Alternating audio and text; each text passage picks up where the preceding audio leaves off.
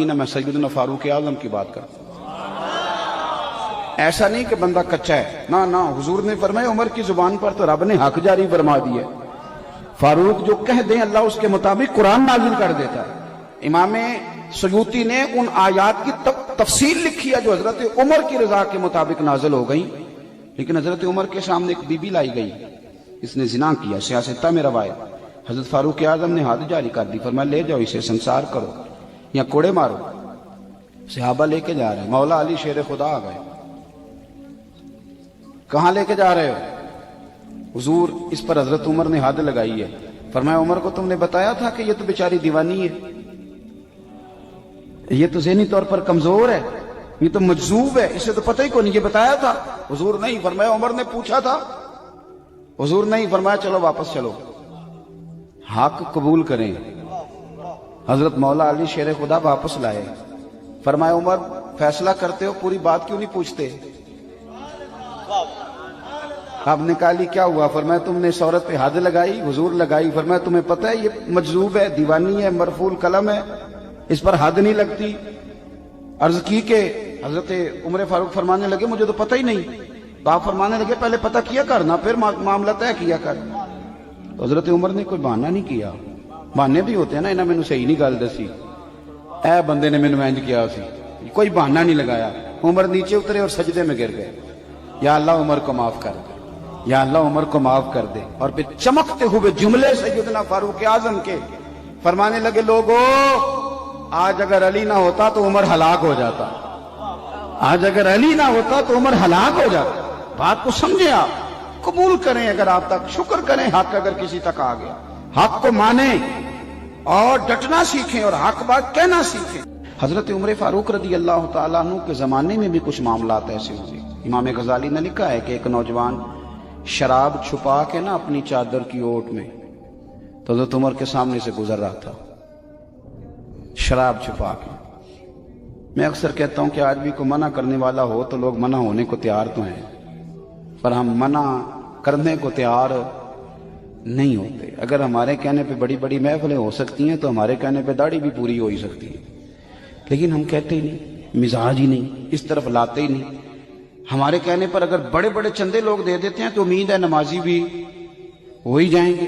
توجہ دلانے کی، حضرت عمر کے زمانے میں بھی یہ مسئلہ ہوا۔ میری باتوں کی سمجھ آ رہی ہے سارے دوستوں؟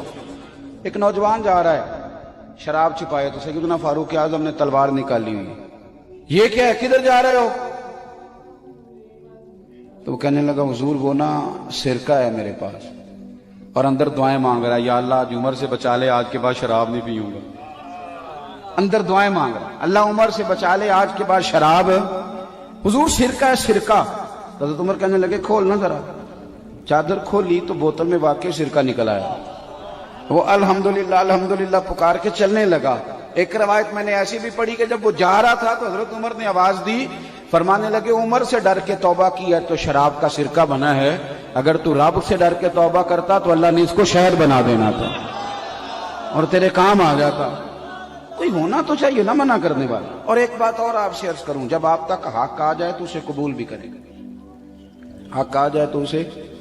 حضرت عمر کا زمانہ تھا، مصر فتح ہو گیا، حضرت عمر بن عاص گورنر بنے۔ رواج یہ تھا مصر کے اندر کہ ایک دریا چلتا تھا، دریائے نیل، اور سارے مصر کا انحصار اسی دریا پہ تھا۔ فصلوں کو پانی بھی لگتا اسی سے، جانور بھی اسی سے پانی پیتے، کھیتیاں بھی اسی سے سیراب ہوتی۔ سال کے بعد وہ دریا خشک ہو جاتا، سال کے بعد وہ دریا خشک ہوتا، اور جب خشک ہوتا نا تو ایک کواری لڑکی قتل کر کے دریا میں ڈالتے، پھر وہ دریا چلتا۔ آج بھی بہت ساری جگہوں پہ اوہام پرستی ہے، کہتے ہمارے آستانے کا طریقہ ہے۔ میں نے کہا آستانے کا اس آستانے کا طریقہ ہوتا ہے جس آستانے کا تعلق در مصطفیٰ سے ہوتا ہے، باقی کسی آستانے کا اپنا کوئی ذاتی طریقہ نہیں۔ طریقہ وہ جو میرے نبی پاک کا طریقہ ہے، اس سے ہٹ کر کون سا طریقہ ہے؟ ہمارے آستانے کا طریقہ ہے، ہماری یہ رسم ہے، ہمارا یہ رواج ہے۔ اٹھا کے بھاگ جاؤ رسم و رواج، ہمارے رسم و رواج رسول اللہ کی سنت کے پابند ہے۔ سارے بولیے صلی اللہ ہو، پھر ایک دفعہ پڑھیے درود شریف صلی اللہ ہو، 3 دفعہ کر لیں تاکہ طاقت آد ہو جائے۔ صلی اللہ ہو، نبی پاک صلی اللہ علیہ وسلم کا طریقہ اصل طریقہ ہے۔ حضرت उमर फारूक को जनाब अमर बिन आस, और कहते हैं कि पक्का तरीका ये था कि जब तक लड़की कत्ल करके डालते नहीं थे दरिया चलता नहीं था। हजरत उमर को खत लिखा, कहा हुजूर ये मामला है, और लोग मुझे यही कहते हैं, मैंने लोगों को समझाया है कि इस्लाम जुल्म का हुक्म नहीं देता, जुल्म की इजाजत नहीं देता, कैसे लड़की कत्ल की जाए, अब आप बताएं क्या करना है। हजरत उमर, ईमान, यकीन, इस्तिकामत, पहाड़ है ये लोग। हजरत उमर ने 2 खत लिखे, एक हजरत अमर बिन आस के नाम, दूसरा दरियाए नील के नाम। 2 खत लिखे, एक खत लिखा दरिया के नाम, एक खत लिखा अमर बिन आस गवर्नर के नाम। गवर्नर के नाम खत लिखा तो फरमाया जितने यहूदी हैं, ईसाई हैं, कमजोर ईमान वाले, सबको दरियाए नील पे ले जा, और मेरा ये दूसरा खत दरिया में डाल दे और सबके सामने डालना। कहते हैं ये खत तू पढ़ना चाहे तो तुझे इजाजत भी है, सुनिए और सर धुनिए और सोचिए कि असल कमजोरी कहां आई है। रमजान के सबसे पहले जुमे में सबसे अहम मौजू छेड़ा है, कमजोरी और नक्स वाकया कहां हुआ है। हजरत सैयदना उमर बिन खत्ताब रज़ी अल्लाह तआला अन्हु ने दरिया को मुखातब करके लिखा, हो दरिया, अगर तू कहता है ना कि लड़की कत्ल करके फेंकी जाएगी तो मैं रसूलुल्लाह का मानने वाला हूं, मैं जुल्म नहीं होने दूंगा, हमें तेरे पानी की जरूरत ही कोई नहीं, तू बेशक पानी ना दे, और अगर तू अल्लाह के हुक्म से बहता है, अगर तू अल्लाह के हुक्म से बहता है तो फिर अल्लाह का बंदा और मुस्तफा का गुलाम उमर तुझे हुक्म देता है कि फौरन बहना शुरू कर दे, फौरन मिनट ना लगाना। हजरत सैयदना अमर बिन आस फरमाते हैं लश्करों के लश्कर लेके मैं दरियाए नील पे पहुंचा, और भरे मजमे में जनाब उमर का खत मैंने डाला तो दरिया ने बहना शुरू कर दिया। फरमाते हैं दरिया बहने लगा और गैर मुस्लिम कलमा पढ़ना शुरू हो गए। लोग मुझे कहने लगे क्या दिखाया है जो कलमा पढ़ रहे हैं, तो मैंने कहा दिखाया कुछ भी नहीं, ये हजरत उमर के ईमान की कुव्वत की बरकत है कि बहुत सुभान अल्लाह। मुस्तफा के गुलाम हजरत साद बिन अबी वकास कादसिया की जंग के लिए निकले, रस्ते में दरियाए नील आ गया। हजरत सैयदना साद बिन अबी वकास अब कहां सफर तय करके आए, कहते पता ही नहीं था कि दरिया आ जाएगा, अब दूर दूर तक पुल कोई नहीं। सहाबा कहते हैं दुश्मन ललकार रहा, हजरत साद बिन अबी वकास दरिया किनारे खड़े हुए, ईमान, यकीन और इस्तिकामत, डट गए। कहने लगे ओ दरिया, अगर तू हजरत मूसा की नाफरमान कौम को रास्ता दे सकता है, मोहम्मद अरबी के वफादार नौकर हैं, हम तो रसूलुल्लाह के मानने वाले हैं, दश्त तो दश्त है, दरिया भी न छोड़े हमने, बहरे जुल्मात में दौड़ा दिए घोड़े हमने, फरमाया छोड़ रास्ता। सहाबा कहते हैं उस वक्त हमने नारे लगाए जब दरिया ने रास्ता ही छोड़ दिया। कहते हैं फिर अल्लाह रसूल पर हम जिक्र करने लगे, दरूद पढ़ने लगे, दरिया से रास्ते बन गए। फरमाते 10,000 का लश्कर गुजर गया। उस पार जब गया ना तो हजरत साद बिन अबी वकास ने फिर मजमे पे नजर डाली, फरमाया किसी की कुछ है तो नहीं रह गई पानी में, कोई दरिया में चीज तो नहीं रह गई। एक सहाबी कहने लगे मेरा मिट्टी का प्याला रह गया है। यार जरा देखिए अंदाज देखिए, मिट्टी का प्याला, ओ यार छोड़ परा, मिट्टी का प्याला क्या होता है, अब तू मिट्टी के प्याले की बात करेगा, छोड़ दे, क्या करता है। उसने कहा प्याला मेरा रह गया है। तो हजरत साद बिन अबी वकास कहने लगे क्यों हमारा प्याला रह जाए, हम रसूलुल्लाह के नौकर हैं, ईमान, यकीन और इस्तिकामत की दौलत। फिर दरिया की तरफ देखा, कहने लगे चल यार हमारा प्याला भी वापस कर दे। सहाबा कहते हैं दरिया की लहर आई और प्याला भी वापस कर गई। और मेरे भाई जब ईमान की दौलत, यकीन की दौलत, एतमाद की दौलत, हजरत उमर फारूक रज़ी अल्लाह तआला अन्हु, हजरत सैयदना अबू मूसा अशरी कहते हैं कि मैंने ना सफाई की, माल गनीमत की मैंने सफाई की, तो 1 दिनार मुझे ना कहीं पड़ा हुआ मिल गया। तो फरमाते हमें इजाजत होती थी कि 1 दिनार हम अपनी मर्जी से कहीं खर्च कर सकते थे। अगर आप नाराज ना हो तो हमारे यहाँ जब चेयरमैन साहब, नाजम साहब ठेके देते हैं तो ठेकेदार उनका छोटा भाई होता है, या चचा का बेटा होता है, या खाला का बेटा होता है। वो खुद नाजम होते हैं और उनका छोटा भाई ठेकेदार होता है।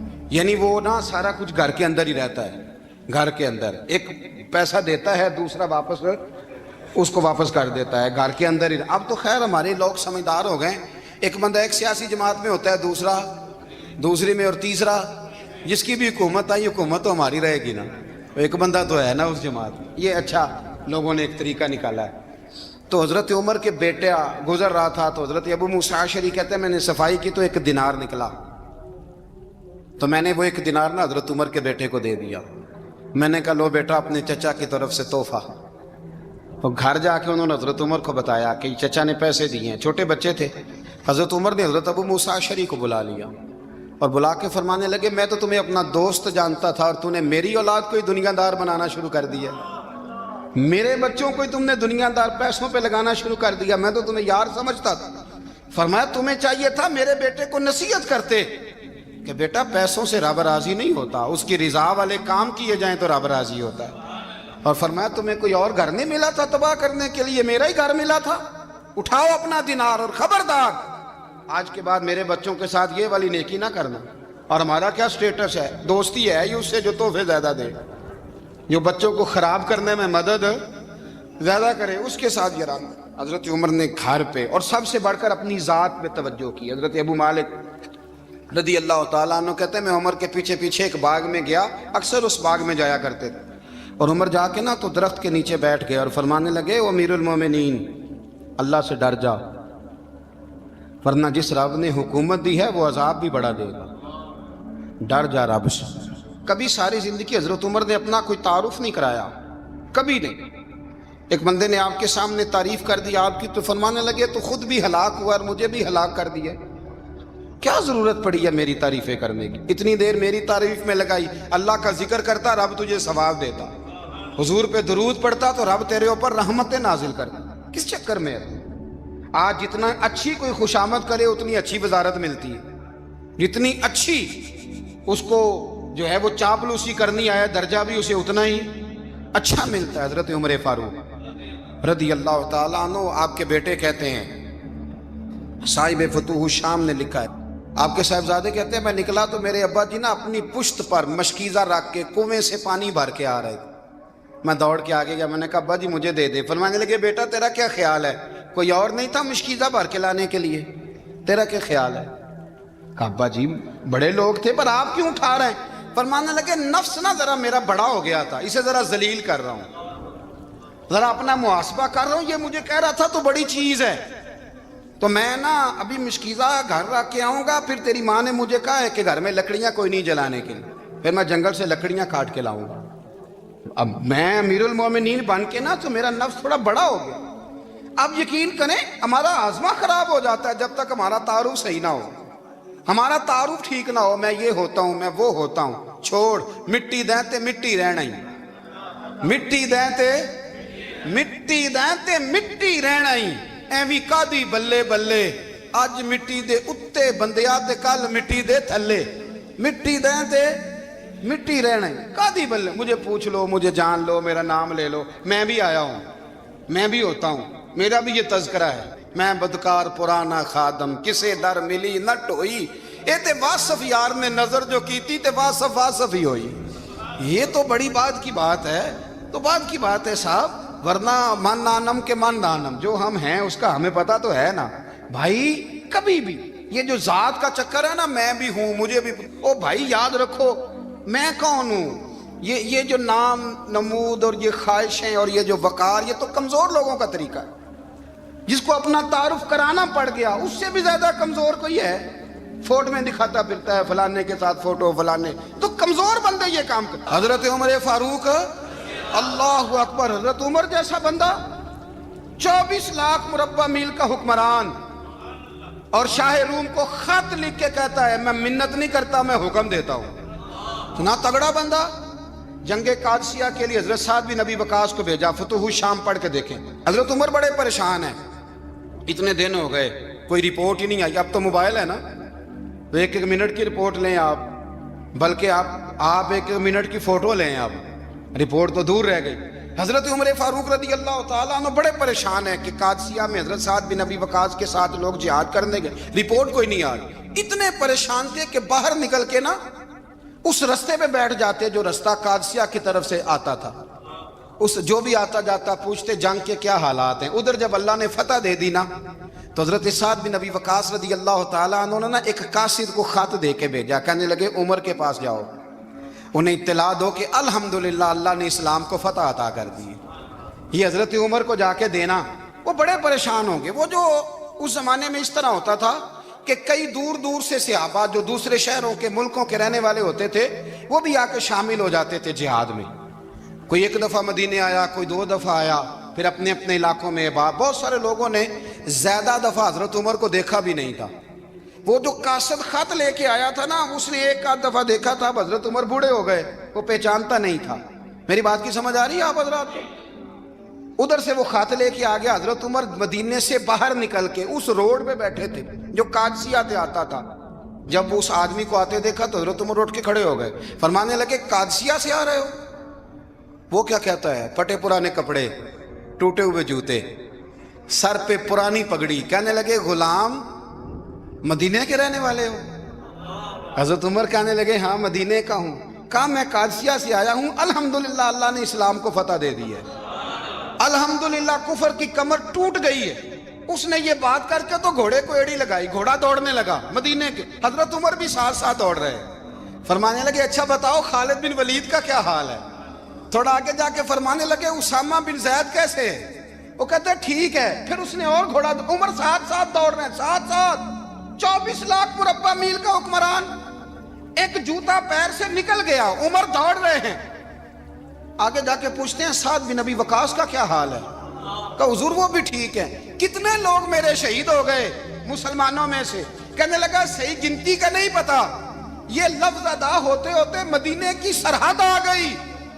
لوگوں نے عمر کو گھوڑے کے ساتھ دوڑتے دیکھا تو کہا امیر المومنین کیوں دوڑ رہے ہیں؟ وہ غلام چھلانگ لگا کے نیچے آیا, قدموں میں بیٹھ گیا.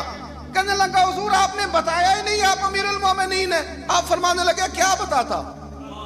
میں تو اونٹ چرانے والے کا پتر ہوں, کیا بتاتا؟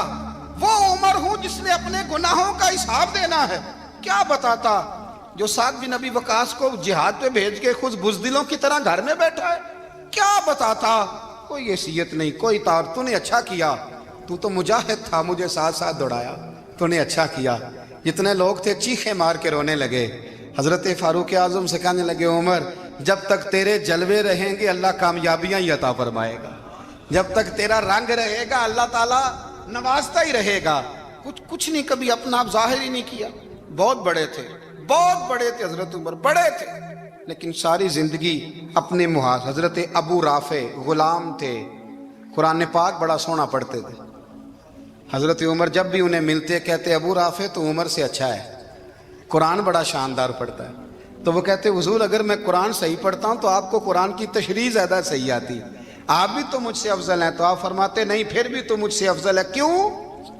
اس لیے کہ تو اپنے غلام اپنے آقا کی نوکری بھی ٹھیک کرتا ہے اور رب کی عبادت بھی ٹھیک کرتا ہے, اور مجھے خالص صرف عبادت کرنی ہوتی ہے وہ بھی ٹھیک نہیں کر پاتا. ساری زندگی اپنا محاسبہ, ساری زندگی اپنے گریبان میں دیکھا, ساری زندگی اپنے آپ کو پرکھا, اپنے آپ کو ٹٹولا. 62 سال عمر بیت گئی. حضرت حذیفہ بن یمان ایک صحابی تھے, میرے نبی کریم علیہ السلام نا ان سے راز کی باتیں کرتے تھے. ہر بندے کا ہاضمہ ٹھیک نہیں ہوتا, سب سے راز کی بات نہیں کرنی چاہیے. حضرت حذیفہ بن یمان کہتے ہیں حضور راز کی باتیں بتاتے. مدینہ منورہ میں جو منافقین تھے ان کی لسٹ بھی نبی پاک نے حضرت حذیفہ بن یمان کو دی تھی. جب کوئی مشکوک آدمی مر جاتا نا تو صحابہ کہتے ہیں ہم دیکھتے اگر حضرت حذیفہ نے جنازہ پڑھا ہے تو ہم بھی جنازہ پڑھ لیتے. نبی پاک نے بھی کچھ جنازے نہیں پڑھے. ترمذی میں ہے, فرمایا عثمان سے جو بغض رکھے اس کا جنازہ نہیں پڑھیں گے. حضرت حذیفہ بن یمان اگر جنازہ پڑھتے تو لوگ پڑھتے, وہ نہ پڑھتے تو لوگ جنازہ نہ پڑھتے. حضرت حذیفہ بن یمان کہتے ہیں جناب عمر فاروق کی خلافت کے آخری ایام تھے, کچھ دنوں کے بعد وہ شہید ہو گئے. فرماتے آدھی رات کا وقت تھا, میں گھر میں سویا تھا بڑا بے فکر, اچانک میرے دروازے پہ دستک ہوئی, میں گھبرا کے اٹھا. اتنی رات کو کون آیا؟ کہتے ہیں قربان جاؤں دروازے پہ گیا تو امیر المومنین فاروق اعظم دروازے پہ. میں نے کہا عمر کوئی حکم تھا تو مجھے بلا لیتے. کہنے لگے میں نا امیر بن کے نہیں آیا, تیرا ویر بن کے آیا ہوں. امیر المومنین کی حیثیت سے سرکاری کام سے بلاتا تو وہاں بلاتا, مجھے ایک ذاتی کام پڑ گیا. کہتے میں نے عمر کو گھر کی اندر بلا کے چارپائی پہ بٹھایا. میں نے کہا حضور میں غریب آدمی, میں کیا آپ کے کام آ سکتا ہوں؟ تو کہتے ہیں انہوں نے نا مجھے ساتھ بٹھا لیا, پھر میرا ہاتھ پکڑ لیا. کہنے لگے تو عمر کو جانتا ہے, عمر جھوٹ نہیں بولتا. تو جانتا ہے عمر وعدوں کا پکا ہے؟ کہا حضور جانتا ہوں۔ کہا میں اس وقت آیا ہوں جب دیکھ بھی کوئی نہیں رہا۔ حضرت حذیفہ بن یمان کہتے ہیں پریشان ہو گیا، حضور پہلیاں نہ بجھوائے، مہربانی کریں بتائیں کدھر آئے ہیں۔ تو حضرت عمر فاروق فرمانے لگے 62 سال کا ہو گیا ہوں، 63 میں چل رہا ہے، داڑھی سفید ہو گئی ہے، ال پک گیا، اٹھ فریدہ ستیا، داڑھی آ گیا پور، اگا نیڑے آ گیا، پیچھا رہ گیا دور، اب قبر اشر کا معاملہ صاف نظر آنے لگا ہے۔ کہا حضور مجھ سے کیا چاہتے ہیں؟ حضرت عمر رو پڑے، کہنے لگے آج میں عشاء کے بعد نکلا ہوں تو نبی پاک کے صحابہ مجھے نیک کہہ رہے تھے، پھر میں نے بچوں کی ماں سے اور بچوں سے بھی پوچھا ہے، وہ بھی مجھ سے راضی ہیں، پر حذیفہ تیرے ساتھ نبی پاک راز کی باتیں کرتے تھے، سچ بتا کہیں عمر کا نام منافقوں میں شامل تو نہیں؟ سچ بتا ان منافقین میں تو شامل نہیں، کہیں اوپر سے تو نہیں سارا کچھ؟ حضرت حذیفہ بن یمان کہتے ہیں میں باپ کے مرنے پہ اتنا نہیں رویا جتنا عمر کے سوال پہ رویا۔ میں قدموں میں بیٹھ گیا، میں نے کہا نہیں عمر یہ تو میں نے نہیں سنا، لیکن یہ میں نے نبی پاک سے ضرور سنا ہے کہ میرے بعد اگر کوئی نبی ہوتا تو عمر ابن خطاب ہوتا۔ یہ میں نے اپنے کانوں سے سنا ہے کہ عمر جس گلی سے گزرے شیطان رستہ بدل جاتا ہے۔ یہ میں نے اپنے کانوں سے سنا ہے کہ 950 سال حضرت جبریل جناب عمر کی شان بیان کریں تو پھر بھی بیان نہیں ہو سکتا، یہ میں نے ضرور سنا۔ دوستو ساری زندگی حضرت عمر نے اگر دوسروں کا محاسبہ کیا تو اپنا اور اپنے بچوں کا بھی کڑا خیال رکھا، اپنی ذات پر بڑی توجہ دی۔ جو لوگ اپنا بھول جاتے ہیں نا، ہمیں اپنی صحت کا بڑا خیال ہے لیکن اپنی روحانی زندگی کا کوئی خیال نہیں ہے، قلبی زندگی کا کوئی تصور نہیں ہے۔ آپ یقین کریں موٹا آدمی کمزور ہونے کے لیے جدوجہد کر رہا ہے، کمزور طاقتور ہونے کے لیے، لیکن جس کو کتنے دن بیت گئے اللہ رسول کی یاد میں رویا ہی نہیں، کتنے دن بیت گئے نعت سننے کو دل ہی نہیں چاہا، جسے مہینوں بیت گئے اور قرآن پاک کی طرف نظر ہی نہیں گئی، وہ فکر مند ہی نہیں۔ زندگی زندہ دلی کا نام ہے، مردہ دل کیا خاک جیا کرتے ہیں؟ بھائی حضرت عمر کی زندگی دور حاضر میں ہمیں یہ سبق دیتی ہے کہ کڑی نگرانی رکھو اپنے پودوں کی، کڑا خیال رکھو اپنے ذاتی باغ کا، اور یہ جو تمہارے دل کی دنیا ہے یہ تمہاری روح کی زندگی ہے، اس کا محاسبہ کرتے رہو۔ نبی کریم علیہ السلام نے فرمایا اپنا حساب خود کر لو قبل اس کے کہ تمہارا حساب کیا جائے۔ اپنا حساب بولیے، اپنا حساب، ہم ساری دنیا کا حساب کرتے پھرتے ہیں، کوئی کہاں سے کماتا ہے کہاں کھاتا ہے، پر اپنا حساب حضور نے فرمایا حساب کر لو قبل اس سے کہ تمہارا حساب، مولا علی فرماتے ہیں نماز پڑھ لو قبل اس کے کہ تمہاری نماز پڑھی جائے۔ یہ بڑا عجیب معاملہ ہے کہ ہم جتنے لوگ ہیں ہمارا معیار یہ ہے کہ سامنے والا غلط ہے اور میں ٹھیک، یعنی دوسرے کا بچہ گلی میں نظر آ جائے تو اس کی غلطیاں نکلنی شروع ہو جائیں گی، اور میرا بچہ سارا شہر گھوم آئے ایک ٹائر پہ موٹر سائیکل پہ تو ہم کہتے ہیں کہ ابھی بچہ ہے، انشاءاللہ سیانا ہو جائے گا۔ اگر ابا جی آج تک سیانے نہیں ہوئے کہ اس کو سمجھا لیں تو پھر بیٹے کا سیانا ہونا تو ہو سکتا ہے کہ وہ 60-70 سال لگ ہی جائیں۔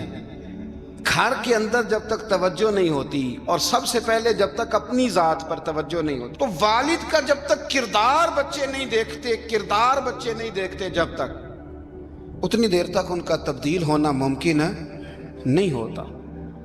حضرت عمر فاروق رضی اللہ تعالیٰ عنہ نا باہر والوں کا بھی بڑا سخت حساب کرتے تھے۔ بڑا ایک گورنر صاحب نے لباس بڑا شاندار پہننا شروع کر دیا تھا تو حضرت عمر نے اتروا کے نا تو انہیں ٹاٹ کا لباس پہنا کے تو اونٹ چرانے کی ڈیوٹی دے دی تھی، اتنا سخت احتساب کرتے۔ کسائی کی دکان پر بھی 1-2 گھنٹے کھڑے ہوتے تھے، جو آدمی مسلسل 2 دن گوشت خریدتا تھا نا فرماتے تھے اس کا ٹیکس بڑھا دو، لوگوں کو دال نہیں مل رہی اور یہ روز گوشت کھاتا ہے۔ حضرت فاروق اعظم اس کو جزیہ کہا جاتا تھا یا کچھ اور معاملات ہوتے تو بڑھا دیتے تھے۔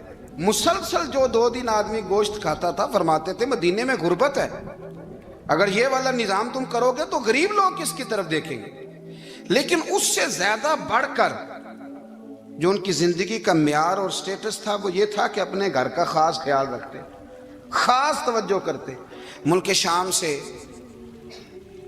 اور ایران سے کچھ لوگ آپ کی خدمت میں آئے تو وہاں سے کچھ کنیزیں بھی آئیں، ان کے بادشاہ پیغام لے کے۔ شاہ ایران کی کنیز کو ملکہ نے کہا کہ نا حضرت عمر کی زوجہ کو دیکھ کے آنا ذرا کس طرح کی ہے۔ ہمارے ملک میں کیا کہتے ہیں؟ خاتون اول، جی خاتون، باقی سارے دووں میں خاتون اول، ذرا خاتون اول کو دیکھ کے آنا۔ تو وہ جب آئی نا گھر میں ملنے تو کہا کہ مجھے میری ملکہ نے کہا تھا کہ عمر کی زوجہ سے، اہلیہ سے ملاقات کر کے آنا۔ تو حضرت عمر کی اہلیہ نے نا ایک جوڑا کپڑوں کا دے دیا ملکہ کے لیے اور ایک خوشبو کی شیشی دے دی۔ اب جب وہ تحفے وہاں گئے تو اس ملکہ نے نا کچھ سونے کا سامان بھیجا، کچھ زیورات بھیجے، کچھ تحائف بھیجے۔ جب حضرت عمر کے گھر آئے نا وہ خادم لے کے آیا، اس نے کہا جی آپ کی اہلیہ نے تحفے بھیجے تھے، تو جواب میں شاہ ایران کی بیوی نے، یہاں جس ملک کا وہ سفیر تھا، انہوں نے بھی یہ بھیجے۔ تو حضرت عمر فاروق نا وہ تحفے لے کے گھر گئے تو جا کے کہنے لگے اپنی اہلیہ سے، یہ تو کب سے تحفے تحائف بھیجنے لگ گئی ہے؟ یہ کب سے نظام شروع ہو گیا؟ تو کہ حضور تحفہ دینا لینا تو ٹھیک ہے، سنت ہے، محبت بڑھتی ہے، تو یہ کوئی قباحت نہیں، اور میں نے اپنی ذاتی استعمال کے لیے جو چیزیں رکھی تھی وہ میں نے دی ہیں۔ تو حضرت عمر فاروق رضی اللہ تعالیٰ عنہ فرمانے لگے ہم نے کسی ملک کے ساتھ اور اس کے بادشاہ کے ساتھ ذاتی تعلق نہیں بنانا، تعلق جو بھی بنے گا رسول اللہ کے دین کی برکت سے بنے گا، ذاتی رشتے نہیں ہم نے قائم کرنے۔ ذاتی آپ کے ملک کی جو ایئر لائن جس کا ہر سال خسارے کا ڈنڈورا پیٹا جاتا ہے نا، وہ ہمارے بادشاہ صاحب اور صدر صاحب اگر غیر ملکیوں کو گھوڑا کبھی بھیجنا ہو نا، گھوڑا، تو پورا ایک جہاز گھوڑا لے کے تحفے میں جاتا ہے، پورا جہاز غریب قوم کا یہ سرمایہ، اور قوم بڑی بادشاہ ہے، لائنوں میں لگ کے ووٹ دیتی ہے۔ دو کام ہمیشہ لائن میں لگ کے کرنے، ایک بل لائن میں لگ کے جمع کرانا ہے اور ایک ووٹ لائن میں لگ کے، تاکہ پھر پورے 5 سال لائن میں ہی لگے رہیں۔ مرضی سے آپ ووٹ دینا، پر جو بات درست ہے اس کو سنو۔ حضرت عمر فاروق رضی اللہ تعالیٰ عنہ نے اپنی اہلیہ سے پوچھا کتنے کا تھا وہ تیرا جوڑا اور خوشبو کی شیشی؟ انہوں نے کہا 3 دینار کی۔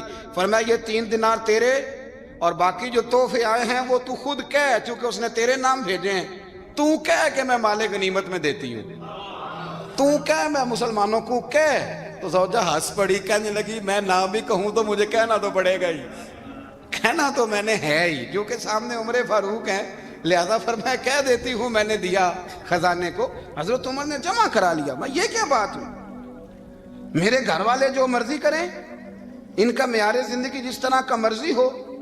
اور حضرت عمر ایک جملہ کہا کرتے تھے، اللہ کرے کہ یہ باتیں اس دور حاضر میں ہماری سمجھ میں آئیں۔ حضرت عمر فاروق رضی اللہ تعالیٰ عنہ اپنے بچوں کو فرمایا کرتے تھے کہ بہت آدمی کو بھوک لگی ہو نا، اور پھر اس کی پسند کا کھانا پکا ہو، تو اتنے شوق سے وہ اس کھانے کو دیکھتا ہے نا، فرمایا اس طرح پوری قوم اپنے بادشاہوں کے خاندان کو دیکھتی ہے، اس تیزی کے ساتھ دیکھتے ہیں کہ ان کے گھر میں کیا ہو رہا ہے، ان کا معیار زندگی کیا ہے، ان کا سٹیٹس کیا ہے۔ سیدنا فاروق اعظم رضی اللہ تعالیٰ عنہ نے اپنے گھر کے اندر اپنے بچوں، آپ کے بچے دونوں کاروبار کے لیے مصر گئے، تو وہاں کے گورنر صاحب نے لوگوں سے، ایک بہت بڑا قافلہ گیا مدینے سے مصر تجارت کے لیے، جاتے ہیں نا آج بھی قافلے کئی ملکوں میں، تو یہ گئے تجارت کے لیے۔ تو حضرت عبداللہ ابن عمر، حضرت عبید اللہ ابن عمر، حضرت عمر کے دونوں بیٹے گئے۔ جناب عمر فاروق کے بچے جب وہاں پہنچے تو مصر کے گورنر نے نا لوگوں کو تعارف کرایا کہ یہ عمر فاروق کے بیٹے ہیں، یہ حضرت یہ چودھری کے بیٹے کو کون بتاتا ہے کہ تو چودھری کا بیٹا ہے؟ باہر والے بتاتے ہیں، گھر والے جی۔ اور سیٹھ صاحب کے بیٹے کو کون بتاتا ہے کہ تو سیٹھ صاحب کا بیٹا ہے؟ اور مالک کو کون بتاتا ہے کہ تو مالک کا بیٹا ہے اور یہ کرایہ دار ہے؟ یہ کون بتاتا ہے؟ یہ سوچ ہم دیتے ہیں بچوں کو، چودھری اور کمی کی سوچ، امیر اور غریب کی سوچ، مالک اور کرایہ دار کی سوچ، گھر کے مالک کی اور کام کرنے والے کی سوچ، یہ ہم دیتے ہیں۔ یاد رکھنا یہ ہم دیتے ہیں، یہ ہمارا مزاج ہے، یہ باہر سے نہیں آتی۔ تو کوئی شہزادہ ہے، تو سیٹھ ہے، تو نواب ہے، یہ سوچ باہر سے نہیں آتی، یہ اماں سوچ دیتی ہے، اماں، یہ ابا سوچ دیتا ہے، اور پھر جب تباہی اترتی ہے تو اس کے ذمہ دار بھی باہر والے نہیں ہوتے، گھر والے ہوتے ہیں، گھر والے۔ ہمارے بچوں کی طبیعتوں پر زیادہ نقش باہر والوں کا نہیں ہوتا، گھر والوں کا ہوتا ہے، یاد رکھیے گا۔ حضرت عمر فاروق رضی اللہ، بچے ہیں، شہزادے ہیں، وہ کاروبار کرنے گئے اور وہاں لوگوں نے بتایا گورنر صاحب نے کہ یہ فاروق اعظم کے بچے، امیر المومنین کے۔ لوگوں نے ان سے زیادہ مال خریدا، تجارت میں زیادہ نفع ہوا۔ ظاہر ہے کہ وہ آپ کے جو اللہ خیر کرے حکمران ہیں، ان کے کاروبار کتنے ملکوں میں ہیں، کس بنیاد پر ہیں؟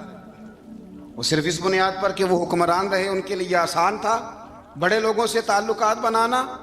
حضرت عمر فاروق رضی اللہ تعالیٰ عنہ کے بچے ڈھیروں مال کما کے جب واپس آئے نا، تو حضرت عمر سے آ کے بچوں نے بطور محبت کا، ابا جی اللہ نے بڑا ہی فضل کیا ہے، بڑا مال کمایا الحمدللہ، یہ دیکھیں کتنا نوازا ہے۔ تو حضرت عمر کہنے لگے سارے قافلے نے اتنا ہی کمایا ہے؟ سارے قافلے نے اتنا ہی کمایا ہے؟ کہ حضور نہیں، سارے قافلے نے اتنا نہیں کمایا، سب کو اتنا نہیں ملا۔ وہ تو وہاں گورنر صاحب نے لوگوں کو تعارف کرایا تھا کہ یہ عمر کے بچے ہیں، تو لوگوں نے پھر ہم سے بڑا ہی خریدا۔ تو حضرت عمر فرمانے لگے ٹھیک ہو گیا، میں بات سمجھ گیا ہوں، اس طرح کرو جو تمہاری اصل زر تھی نا، جو راز تھی، وہ رکھ لو اور باقی سارا مال مال خزانہ میں جمع کرا دو، اس لیے کہ یہ تم نے تجارت نہیں کی، یہ تم نے اپنے باپ کا نام بیچا ہے، یہ تم نے امیر المومنین کے بیٹے ہونے کا فائدہ اٹھایا ہے۔ فرمایا یہ تمہارا نہیں حق، یہ مسلمانوں کا ہے، اس لیے کہ یہ مال تم نے محنت سے نہیں کمایا، یہ باپ کی کرسی کا فائدہ اٹھایا ہے۔ اور فرمایا اگر تم نے مال جمع نہ کرایا تو میں مال بھی لے لوں گا زبردستی اور کوڑے بھی ماروں گا، ڈبل سزا دوں گا، مرضی سے جمع کراؤ گے تو کوڑوں سے بچ جاؤ گے۔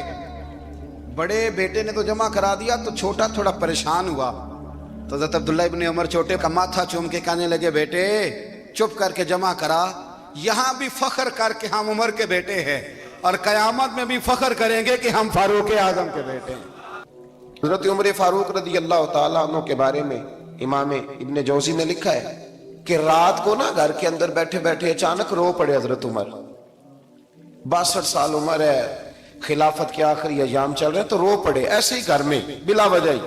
آپ کی اہلیہ نے، زوجہ نے بیٹے کو اٹھایا، فرمایا پتہ کرو تمہارے باپ کو کیا مسئلہ ہے، کہیں کوئی تکلیف تو نہیں، درد تو نہیں، صاحبزادے آئے، ابا جی کیا بات ہے؟ فرمایا اماں کو بلاؤ۔ سب لوگ جمع ہو گئے، تو جناب عمر فاروق رضی اللہ تعالیٰ عنہ فرمانے لگے کہ بیٹھو میرے ارد گرد۔ سب بیٹھ گئے، تو فرمانے لگے آج جب میں مسجد سے نکلا تھا تو میرے نبی پاک کے سچے صحابہ، سچے رسول کے سچے صحابہ، حضور کے سچے غلام یہ کہہ رہے تھے کہ عمر بڑا ہی اچھا ہے، عدل والا ہے، انصاف والا ہے۔ تو ابا جی اس میں رونے والی کیا بات ہے؟ تو فرمانے لگے ڈر یہ لگتا ہے کہ باہر تو میں اچھا تھا، کہیں گھر میں تو نہیں کوتاہیاں کرتا رہا۔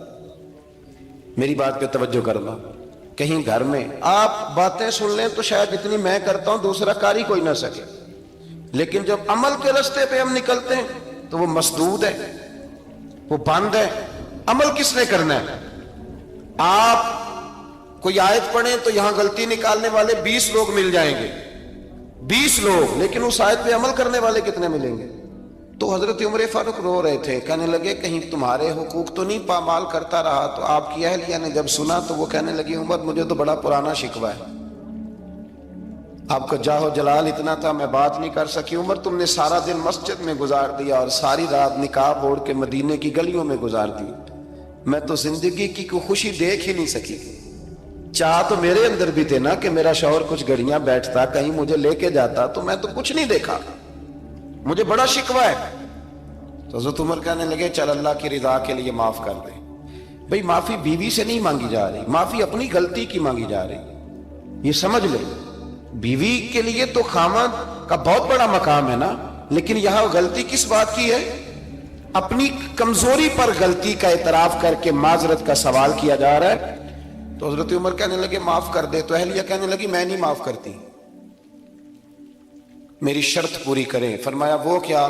فرمانے لگی قیامت میں جب اللہ آپ کے لیے جنت کا حکم دے گا تو آپ میری سفارش کریں گے اللہ کی بارگاہ میں؟ سفارش کریں گے کہ یا اللہ مجھے کپڑے دھو کے دیتی تھی، میری عزت کی حفاظت کرتی تھی، میرے بستر کو پاک رکھتی تھی، کہیں گے؟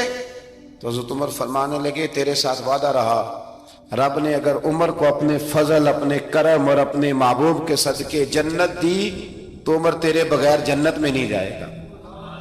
عمل کا رستہ، عمل کا رستہ دیکھیں نا، دو دفعہ استاد بات کرتا ہے، 2 دفعہ، اور کوئی زیادہ، ایک تو ہے نا کہ ایم اے اور جناب ایم ایڈ اور ایم فل اور پھر پی ایچ ڈی قسم کا استاد، ایک وہ جو matric P T C teacher ہے نا، وہ 2 دفعہ اسٹوڈنٹ کو کام کہے تو تیسری دفعہ وہ ناراض ہو جاتا ہے، کہتا ہے میں 2 دفعہ کہا ہے۔ بچے کو آپ 2 دفعہ کہتے ہیں اور اگر تیسری دفعہ کہنا پڑے تو غصہ آتا ہے نہیں آتا؟ بھئی تو نے اتنی دفعہ کہا ہے، تو سمجھ نہیں رہا بات کو۔ اور اگر اللہ کریم قرآن مجید میں سینکڑوں دفعہ کہے نماز پڑھو، سینکڑوں دفعہ، اور یہ بہانے کر رہا ہے، یہ بھی پروگرام بنا رہا ہے، پھر کہتا ہے میں بے چین رہتا ہوں، میں بے قرار رہتا ہوں۔ عمل کا رستہ اس کو اختیار کریں، آپ سکون میں رہیں گے۔ بد عمل آدمی اور بے عمل آدمی یہ ہمیشہ پریشان رہتے ہیں، ہمیشہ۔ عمل کریں، توبہ کریں تو پھر بدل جائیں، پھر تبدیلی آئے، اور یہ کوئی مشکل کام نہیں، جو بدلنے والے تھے وہ بدل گئے۔ بڑا کچھ کرتے تھے پر پھر وہ لوگ بدل گئے۔ حضرت فضالہ رضی اللہ تعالیٰ عنہ کہتے ہیں کہ میں بڑا دل دادا تھا عورتوں کا، اور میرا ماحول یہ تھا کہ میں قتل بھی کر لیتا تھا، معاذ اللہ چوری بھی کر لیتا تھا، اور رات میری طبیعت تھی معاذ اللہ نئی سے نئی عورت کے پاس جانا۔ کہتے ہیں ابو جہل نے اعلان کیا کہ جو نبی پاک علیہ السلام کا سر اقدس معاذ اللہ کاٹ کے لائے گا، نقل کفر کفر نہ باشد، 100 سرخ اونٹ انعام ملے گا۔ تو میں نے ارادہ کر لیا کہ میں بہت سارا انعام حاصل کروں گا۔ قرآن مجید میں نا اللہ فرماتا ہے کہ بہت سارے لوگ ایسے ہیں جنہیں اگر میں رزق میں کشادگی دے دوں، زیادہ پیسے دے دوں، فرمایا باغی ہو جائیں، وہ سرکش ہو جائیں۔ یہ بہت سارے لوگوں کو جو اللہ تبارک و تعالیٰ اعتدال میں رکھتا ہے تو یہ ان کے لیے بہتر ہے۔ ہر بندہ دولت کے ہوتے ہوئے نیک ہو سکتا، تو یہ اللہ اگر رکھتا ہے نا اعتدال میں تو شکر کرے اللہ کا، ورنہ تو لوگ عیاشیاں کریں، پتہ نہیں کیا کچھ کر گزرے۔ تو حضرت فضالہ کہتے ہیں کہ میں نے خنجر تیار کیا اور میں نے بغل میں اس کو چھپایا، اوپر میں نے چادر اوڑھ لی۔ اب مجھے پتا تھا ظہر کی نماز کے بعد نبی پاک صلی اللہ علیہ وسلم طواف کعبہ کے لیے، بیت اللہ شریف کے طواف کے لیے جاتے ہیں۔ کہتے میں بھی اس طرف بڑھا، رستے میں نا وہ خاتون جس کے گھر میں نے رات آنا تھا، میں نے دروازے پہ دستک دی، میں نے کہا کہ تیار رہنا، تیار رہنا، آج میں بڑے پیسے لے کے آؤں گا۔ اسے میں نے یہ کہا اور پھر میں چلا گیا بیت اللہ شریف کا طواف کرنے۔ کہتے ہیں اللہ کے محبوب بھی طواف کر رہے تھے تو میں نے بھی طواف شروع کر دیا۔ ارادہ یہ تھا کہ جہاں نبی پاک علیہ السلام میرے قریب سے گزریں گے تو موقع پا کر میں حضور کے جسم اقدس پر خنجر کھونپ دوں گا اور معاذ اللہ شہید کر دوں گا۔ کہتے ہیں حضور ایک دفعہ بھی میرے پاس سے گزرے تو میں ہمت نہ کر سکا، دوسری دفعہ بھی پاس سے گزرے تو میں ہمت نہ کر سکا، تیسری دفعہ بھی گزرے تو میں ہمت، نبی کریم صلی اللہ علیہ وسلم 2-3 دفعہ گزرے تو فرماتے ہیں کہ مجھے موقع نہ ملا، اس لیے کہ حضور فرماتے ہیں اللہ نے روب کے ساتھ میری مدد فرمائی، دشمن پر میرا روب طاری ہو جاتا۔ فرماتے ہیں جب چکر پورے ہو گئے تو محبوب کریم نہ چھٹے چکر پہ فرمانے لگے فضالہ چکر ایک رہ گیا ہے، بے خبر ہو جو غلاموں سے وہ آقا کیا ہے، ایک پھیرا رہ گیا ہے۔ کہتے طواف مکمل ہو گیا تو محبوب میرے قریب آئے، فرمایا وہ کام کرتے کیوں نہیں جس کے لیے آئے تھے؟ میں نے عرض کی یا رسول اللہ کون سا کام، کیسا کام؟ اندر تو چور تھا نا، بانج فقیروں کسے نہیں ماریا اے ہوئی چور اندر دا، اندر چور تھا نا۔ کہتے ہیں حضور نے مجھے کندھے سے پکڑ کے ہلایا، فرمایا کرتے کیوں نہیں؟ جب حضور نے ہلایا تو وہ خنجر بھی پیروں میں گرا اور میں بھی رسول اللہ کے پیروں میں گر گیا۔ میں نے کہا حضور مجھے کلمہ پڑھا دیں۔ کہتے ہیں حضور نے پہلے میرے دل پہ دست مبارک پھیرا، پھر میرے نبی نے مجھے کلمہ پڑھا دیا۔ اب نا مرید ہونے والا کہتا ہے کہ جی آہستہ آہستہ میں ٹھیک ہو جاؤں گا۔ اب وہ آہستہ آہستہ کا کیا ترجمہ ہے یہ بالکل سمجھ نہیں آتی۔ بھئی کسی بندے سے 5 لاکھ روپیہ لینا ہے تو اس سے وہ کہتا ہے جی میں آہستہ آہستہ دوں گا، 500 روپیہ دے دیا کروں گا روز کا، تو کہتے ہیں میری رقم خراب ہوتی ہے، پورے دو۔ اور نیکی کی بات جب آتی ہے تو کہتے ہیں حضرت صاحب دین اتنا سخت نہیں ہے، میں آہستہ آہستہ ٹھیک ہو جاؤں گا۔ اب میں مغرب عشاء پڑھنی شروع کر دیا میں نے، اب میں تسبیح لے لی ہے، کل میں نے بھی آہستہ آہستہ میں ٹھیک ہو جاؤں۔ یعنی رقم لینی ہو تو وہ آہستہ آہستہ قبول نہیں ہے، لیکن اور مکان کی رجسٹری اگر کرانی ہو تو مالک مکان کہے کہ آہستہ آہستہ کرا لو، کہتے ہیں پیسے پورے دیے ہیں۔ सवेरे चल और बयान दे। ये क्या बात है? यहां ये जो हमारा माहौल था ना, कर लेंगे, हो जाएगा, यकीन करें लोग कब्रों में चले गए हैं पर मस्जिदों में नहीं आए। हर काम से लोग रिटायर हुए पर गुनाहों से रिटायर नहीं हुए। आखिर तक तबाही उतर गई, लेकिन लोग बदलने को तैयार ना हुए। हजरत फुजाला कहते हैं अभी मैंने कलमा पढ़ा, अभी मैं वापस आया, रास्ते में वो बीबी खड़ी थी। कहते मैं वो शख्स था कि औरतें मरती थी मेरे ऊपर और किसी की जुर्रत थी कि वो आए बाएं शाएं करे, लेकिन फरमाते हैं मैं बीबी के पास से गुजर गया। पहले तो उसका ख्याल था रुकेगा, लेकिन जब मैं रुका ना तो दरवाजे पे आई, और जब मैं गुजर गया तो उसने आवाज दी, लेकिन मैंने सुनी अनसुनी कर दी। जब आगे बढ़ा तो मेरे पीछे दौड़ी। फरमाते हैं मुझे पकड़ के कहने लगी फुजाला तुझे क्या हुआ, तू वही नहीं जो यहां से गया था? आप फरमाते हैं मैं कभी नहीं रोया था, मैं कभी नहीं रोया था। और जब कहा ना तो वही नहीं, कहते मैंने सर उठाया तो मेरी आंखों में आंसू थे। मैंने कहा मैं जो गया था वो नहीं हूं, अब तो मैं मोहम्मद अरबी का गुलाम बन गया, अब मैं वो नहीं हूं। अब नहीं हो सकता कि कोई मेरी नजर मैली हो जाए, ये कैसे मुमकिन? अब ना इस्लाम की तारीफ हमने ये की है कि खबरदार कोई हमारे करीब ना आए, हम किसी को बात नहीं करने देते कि हम मुसलमान हैं, हम बात नहीं करने देते। पता है क्या बात है? एक मेरी ये तकरीर होती है मिंबर पे, और एक मेरा अमल होता है जब मैं सफर करता हूं, जब मैं गाड़ी में बैठता हूं, जब मैं दोस्तों से मिलता हूं। जब इन दोनों बातों में तजाद आता है ना, तजाद, तो लोग तकरीर को जज्बात नहीं कहते, एक फन बन जाती है तकरीर। आपको पता है ना, वाइजीन नाथ खां कहते हैं मैंने महफिल लूट ली, फिर लोग शुमार करते हैं कितने लोगों ने सुभान अल्लाह कही, फिर लोग शुमार करते हैं कि आज 5 बंदे रोए भी थे जब मैं तकरीर कर रहा था। तो फिर ये फन है, ये जज्बात का इजहार। समझ ले बात को कि अमल जब आप नहीं ना करते अमल, तो आप खुद बड़े बेचैन रहते हैं कि यार ये मैं क्या कर रहा हूं, ये कौन सा गोरख धंधा है कि मेरा अमल सिफर होता जा रहा है। हमारे एक उस्ताद थे तो वो फरमाया करते थे कि अगर पढ़े लिखे आदमी को तुम बेअमल देखो तो उससे दूर हट जाया करो, वरना तुम्हें भी बेअमल कर देगा। मैंने उनसे अर्ज की, मैंने कहा हुजूर ये क्या है? तो फरमाने लगे अपने हजरत साहब से पूछना, वजाहत करेंगे। मैंने हजरत साहब से कहा जी अजीब बात कर दी है, इल्म वाले बंदे के पास बैठ के तो इल्म आता है। तो वो फरमा रहे थे कि इल्म वाले बंदे के पास अगर वो बेअमल हो तो बिल्कुल ना बैठना। तो हजरत साहब फरमाने लगे उन्होंने सही कहा है। अब बात बहुत बड़ी है, पता नहीं आपकी समझ में आती है नहीं आती, बहरहाल कर देता हूं। पढ़ा लिखा बंदा अगर बेअमल हो तो उसके पास, तो मैंने कहा हुजूर क्यों? फरमाने लगे इसलिए कि वो अपनी बेअमली पर भी दलाइल देगा।